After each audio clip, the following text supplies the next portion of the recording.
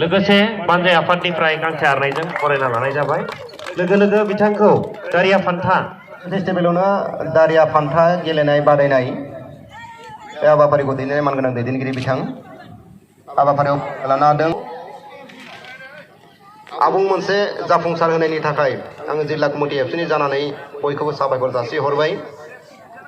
गमामायैनो गोजोनथावना जे जोङो बेसेबा बोसोर सिगाङाव नैबे जि दारिया फान्था गेलेनाय जोङो जायखौ रिदि एखनबा जों बिगिन होननानैबो एसे खोनायोमोन आरो जोङो जेब्ला उन्दैमोन एलपि स्कुल एमइ स्कुलाव फरायोब्ला जोंबो एखनबा एसे एनै गेलेनो मोन्दोंमोन गामियाव।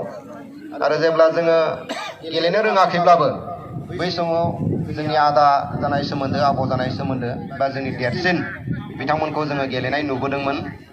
दा जायखिजाया दिनै फैयै फैयै बेखौ फिन खेबसेबाव गावनि मेगनजों गाव जाबायदि लुबैदों बेबायदि नायनो जोङो बे सुबिदाखौ मोनगोन। आरो दिनै बेखौनो जोंनि टिसिनि डिपुटि चिफ अदालगुरि सभा समष्टिनि एमएलए मानगोनां गबिन्द चन्द्र बस बिथाङा बेखेवनो गोनांमोन, नाथाय गभर्नमेन्ट माखासे खामानि थानायनि थाखाय बिथांमोना गुबुन जायगायाव दंहैयो, गुबुन जायगायाव खामानियाव थांनो गोनां जादों।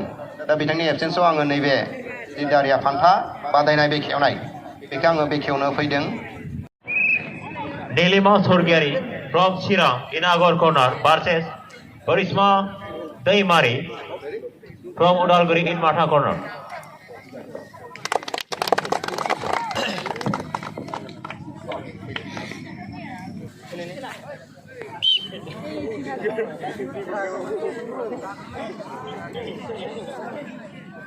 बड'लेण्ड इन्डिजिनियास गेम जाय टर्लापारायाव जादों नैबे खेला गेलेनाया जादों दारिया फान्था आरो बे दारिया फान्थाखौ दिनै नैबेयाव डेम' बायदियै दिन्थिनो आखायाव लादों।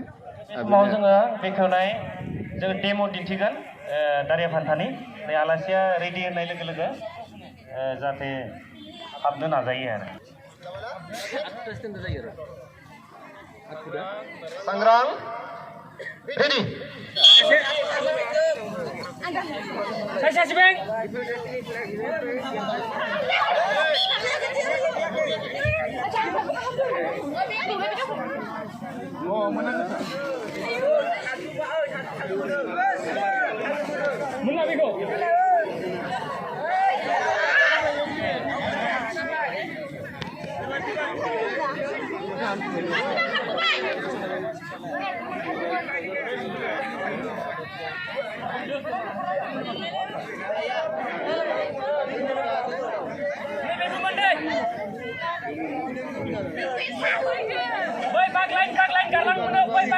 बे समाव दारिया फान्था डेम' सोलिगासिनो दङ।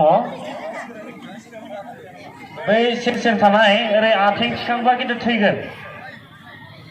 बे न'खरखौ